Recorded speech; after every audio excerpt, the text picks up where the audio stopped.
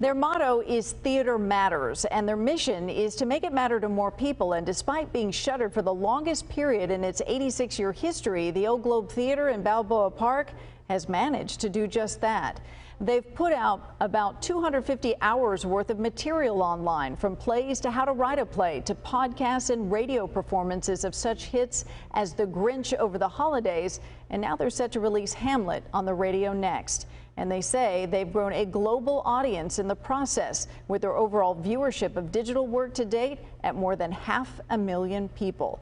But make no mistake, keeping the historic theater built back in the 1930s and its staff going has been a struggle. The harder news is that it's really hit the place very, very powerfully. About 70% of our staff is on furlough.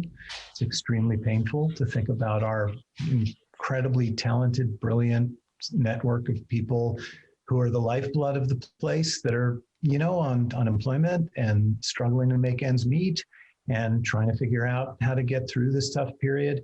Thousands of volunteers who sustain the Old Globe by coming and helping out as ushers. They're not here, they're not home. And of course, dozens of artists who we had hoped would be here making beautiful theater that are at home as well. So from a jobs perspective, it's been tough. Governor Newsom came out recently and said, okay, live performances get the green light under certain conditions at lower capacities. What do you understand it to be?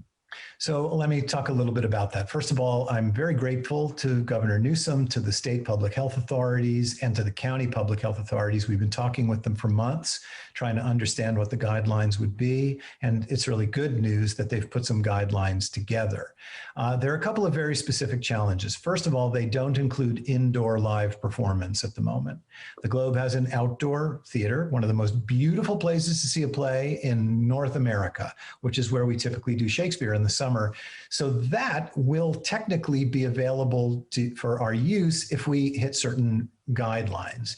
Now, the challenge, as grateful as we are for the guidance, the challenge is that the capacity limits are severe. Our outdoor theater seats 620 people. Right now, the limit's 100 people.